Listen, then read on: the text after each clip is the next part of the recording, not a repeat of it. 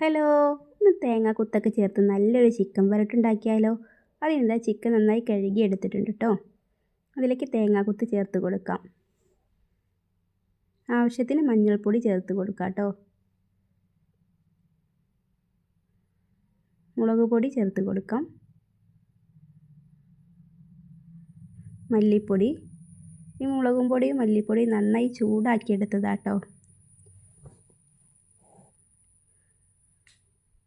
ആവശ്യത്തിന് ഉപ്പ് ചേർത്ത് കൊടുക്കാം. കുറച്ച് കറിവേപ്പില ചേർത്ത് കൊടുക്കാം.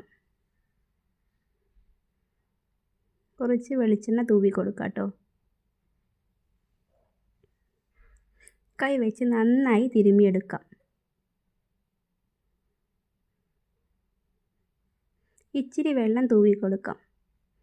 കുറച്ച് ഒഴിച്ചാൽ മതിയേ, കാരണം തിളച്ച് വരുമ്പോൾ ഇതിൽ നിന്ന് തന്നെ വെള്ളം ഇറങ്ങി വരും.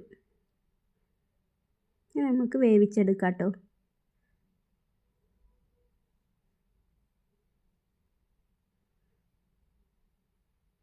അപ്പോൾ ഇതാ നമ്മുടെ ചിക്കൻ നന്നായിട്ട് വെന്ത് വന്നിട്ടുണ്ട്.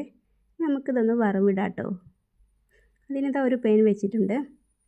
അതിലേക്ക് വെളിച്ചെണ്ണ ഒഴിച്ച് കൊടുക്കാം കേട്ടോ. വെളിച്ചെണ്ണ ചൂടായി വരുമ്പോൾ ചെറിയ ഉള്ളി ചേർത്ത് കൊടുക്കാം.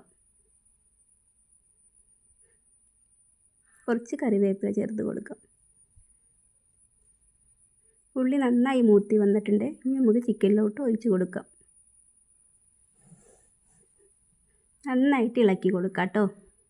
അപ്പോൾ നമ്മുടെ ചിക്കൻ റെഡി ആയിട്ടുണ്ട്. ടേസ്റ്റിയായ ചിക്കൻ വരട്ടാട്ടോ. എല്ലാവരും ഉണ്ടാക്കി നോക്കണേ.